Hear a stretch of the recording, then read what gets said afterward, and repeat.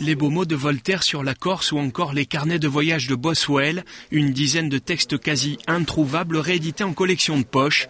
C'est le coup de maître des éditions Akwansu, fondé il y a 10 ans par 2 anciens salariés d'Hachette Éditions. Je crois qu'on ne pouvait pas faire un grand écart plus important qu'entre ce qu'on a fait, puisqu'on est passé de l'énorme entreprise, je crois que c'est la plus grosse entreprise d'édition française, à une micro-société de 2 personnes. Ce qu'on découvre, c'est la totalité du fil, de l'ensemble des tâches qu'il faut réaliser entre l'idée qu'on a d'un livre et le fait qu'il soit en librairie ou sur Internet pour pouvoir être téléchargé. Là, il y en a des choses à faire. Sur le site internet d'Akwansu, Voltaire et les autres sont téléchargeables. La maison d'édition a été la première de Corse à proposer une version papier et une version numérique de ses produits. Quelques autres s'y sont mis ces derniers mois. C'est pratique dans l'air du temps et rentable pour l'éditeur. La partie en ligne demande un mécanisme publicitaire qui rend finalement les choses aussi difficiles à obtenir que le désir de produire des livres papier quand il est difficile de rassembler les fonds pour imprimer. Dans un cas, il faut rassembler les fonds pour imprimer.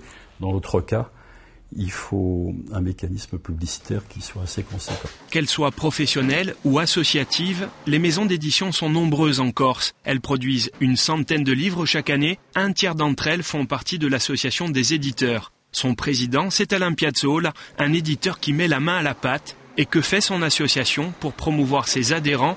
Elle exporte le livre corse en organisant l'offre sur les salons nationaux.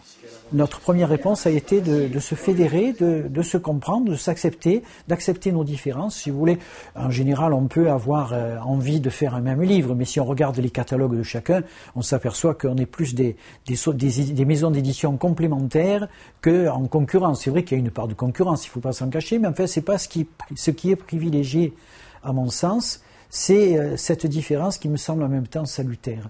Moi, j'imagine mal une île où il n'y aurait plus que 2 ou 3 éditeurs pour porter cette sensibilité qui va à l'infini. Dernier venu dans l'association, 2 journalistes qui se sont lancés il y a moins de 2 ans. Leur objectif, éditer les livres de leurs rêves. L'un des associés est photographe, habitué à déclencher son appareil pour les autres. Il revendique maintenant son besoin de maîtriser l'ouvrage. Pour nous, tel qu'on l'estimait, c'était que l'image ainsi que la maquette était une porte d'entrée pour un livre, donc pour donner au lecteur de rentrer dedans, pour arriver à ce que nous cherchions nous, dans la mesure où on a pas mal publié d'ouvrages chez d'autres éditeurs et on n'était jamais vraiment tout à fait satisfait du résultat ou de ce qu'on attendait ou de ce qu'on pouvait imaginer. Notre idée, c'était aussi de faire du beau livre tout de suite, donc des livres qui étaient aussi des beaux objets. On aime le livre, simplement. Donc on voulait que le livre soit un bel objet et que son contenu soit aussi intéressant. Le premier ouvrage des éditions des Immortels, un beau livre à moins de 30 €. Le prix de vente a de quoi interpeller, c'est la stratégie chinoise. Quand un imprimeur français demande 40 000 € pour fournir 3 000 exemplaires, le Dragon Rouge fait une offre à 20 000 €.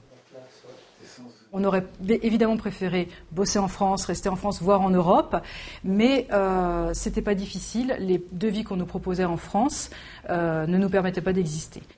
La rentabilité d'un livre, c'est 40% du prix réservé aux libraires, 40% pour la mise en page et l'impression. Une fois payés, les auteurs, restent généralement 10% pour les éditeurs. Chez le leader, les éditions Albiane, les meilleures ventes sont des ouvrages historiques très documentés, un livre de botanique. Quant au dernier né, il décrypte le racisme sous l'angle sociologique, nouveau pari et raison d'être de l'éditeur. Moi, éditeur, voyant ce genre de réalisation, je suis le plus heureux des hommes parce que mon métier, c'est bien celui d'être un passeur de savoir et de permettre à ce qui est du domaine relativement confidentiel dès lors qu'il reste dans le circuit universitaire, à faire en sorte qu'il dépasse ce circuit et qu'il s'adresse à la société. Et quand Albiana s'exporte, comme c'était le cas il y a quelques semaines au salon des éditeurs indépendants de Pise en Italie, le contact se fait désormais sur un pied d'égalité avec ses homologues méditerranéens. Et ça, c'est le travail qui a été mené de professionnalisation de ce métier qui a été mené depuis une trentaine d'années maintenant et qui s'est accéléré bien sûr dans les 10 dernières années, en particulier, je le disais tout à l'heure, avec le soutien des pouvoirs publics régionaux. Et ça ouvre des perspectives parce que nous ne sommes pas simplement éditeurs corses, nous sommes aussi des éditeurs en Méditerranée. Et nous avons des choses à dire aux autres.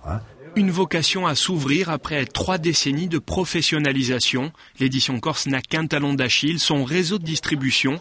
Rien qu'à Ajaccio, ces 10 dernières années, 4 librairies sur 6 ont fermé définitivement leurs portes.